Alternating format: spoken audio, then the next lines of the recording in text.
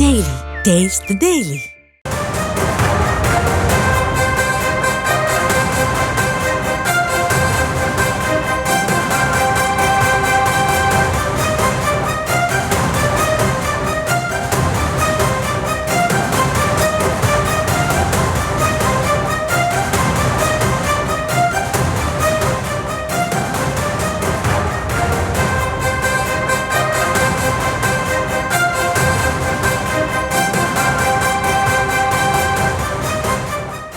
மற்றும் ஒரு அண்மை செய்தியை பார்த்து வருகிறோம்.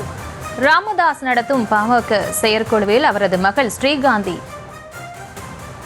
பங்கு கொண்டதாக தெரிவிக்கப்பட்டிருக்கிறது. மேலும் இவர்களோடு இணைகிறார் நமது செய்தியாளர் ராஜேஷ். வணக்கம். தற்போது ராமதாஸ் நடத்தும் செயற்குழுவில் அவரது மகள் கலந்து கொண்டதாக தெரிவிக்கப்பட்டிருக்கு. அவருக்கு இருக்கையும் ஒதுக்கப்பட்டிருக்கு. தொடர்பான விவரம். வணக்கம். டாக்டர் ராமதாஸ் தற்போது ஒரு போட்டி செயற்குழுவை நடத்தி கொண்டிருக்கின்றார். ஓமந்தூரிலே நடைபெறக்கூடிய இந்த செயற்குழு கூட்டத்திலே அந்த கட்சியை சார்ந்த பல்வேறு நிர்வாகிகள் பங்கேற்றிருக்கிறார்கள். இதில் முக்கியமாக டாக்டர் ராமதாஸினுடைய மூத்த மகள் ஸ்ரீகாந்தி பங்கேற்றிருக்கின்றார். ஏற்கனவே ஸ்ரீகாந்தியினுடைய மகன் முகுந்தன் அவரை கட்சியினுடைய இளைஞரணி தலைவர் பொறுப்புக்கு கொண்டு வரும்போதுதான் பொதுக்குழுவிலே பிரச்சனை வெடித்தது. அது குடும்ப பிரச்சனை கட்சி பிரச்சனையாக மாறியது. இந்த நிலையில்தான் மீண்டும் கட்சி பிரச்சனை குடும்ப பிரச்சனையாக மாறுவது போல தெரிகின்றது. காரணம், ராமதாஸ் தன்னுடைய மகனுக்கு பதிலாக தன்னுடைய மூத்த மகளை அரசியலுக்கு கொண்டு வருகிறாரா என்ற ஒரு சந்தேகமும் எழுந்திருக்கின்றது. ஏனென்றால் இத்தனை ஆண்டுகள், அதாவது பாமக தொடங்கிய இந்த 36 ஆண்டுகளில் ஒரு செயற்குழு பொதுக்குழு கூட்டத்திற்கு அவர் இது போன்று மகள்களை கொண்டு வரக்கூடிய வழக்கம் கிடையாது. எனவே இந்த செயற்குழு கூட்டத்தில் தன்னுடைய மூத்த மகள் ஸ்ரீகாந்தியை அவர் அழைத்து வந்திருக்கிறார். மேடையில் அவருக்கு நாற்காலி போடப்பட்டு மேடையிலும் அவர் அமர்ந்திருக்கிறார்.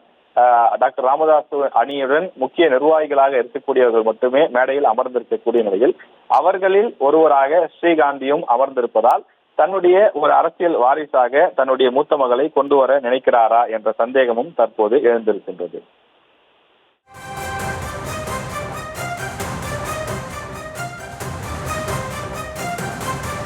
ராஜேஷ், அதாவது ஸ்ரீகாந்தியின் மகனான முகுந்தனுக்கு ஒரு பதவி வழங்குற அந்த விழாவில் தான் அவர் ராமதாஸ்க்கும் அன்புமணிக்கும் பிரச்சனை ஏற்பட்டுச்சு. தற்போது அவருக்கு போட்டியா அவரது சகோதரிய களமிறக்குகிறாரா என்ற கேள்வியும் எழுந்திருக்கு. இது அன்புமணி தரப்புல எந்த மாதிரியான தாக்கத்தை ஏற்படுத்தும்? அன்புமணி தரப்பினரை பொறுத்தவரையில் இதுவரை இது தொடர்பான எந்த விதமான அதிகாரப்பூர்வ அறிவிப்பையும் வெளியிடவில்லை. ஆனால் அவர்கள் தரப்பில் சொல்வது இது ஒரு செயற்குழுவே கிடையாது, இது ஒரு போலி செயற்குழு என்று அன்புமணி தரப்பினர் தங்களுடைய சமூக வலைதளங்களிலே பதிவிட்டு வருகின்றார்கள். காரணம், விதி 15 படி, அதாவது இந்த கட்சியினுடைய சட்ட விதி 15 படி இந்த செயற்குழுவை நடத்துவதற்கு அவர்களுக்கு அனுமதி கிடையாது. காரணம், தலைவர் இருந்தால் மட்டும்தான் செயற்குழுவை நடத்த முடியும், தலைவர் இல்லாமல் செயற்குழுவோ பொதுக்குழுவோ கூட்ட முடியாது என்று அவர்கள் தரப்பில் தெரிவிக்கிறார்கள். ஆனால் ராமதாஸை பொறுத்தவரையிலே இந்த கட்சியினுடைய நிறுவனர் நான் தான், இந்த கட்சியினுடைய தலைவராகவும் நானே செயல்படுவேன் என்று அவர் அறிவித்திருக்கின்றார்.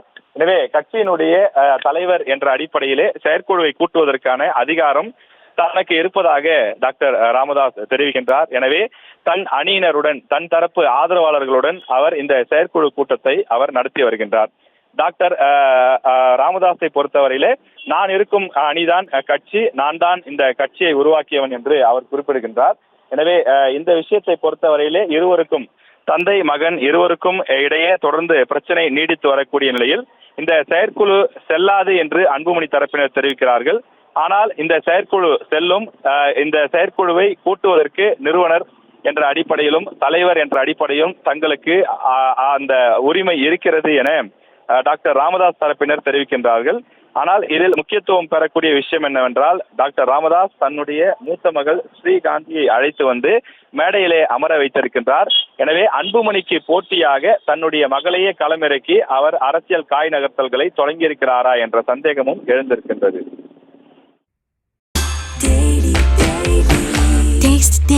Taste the Daily.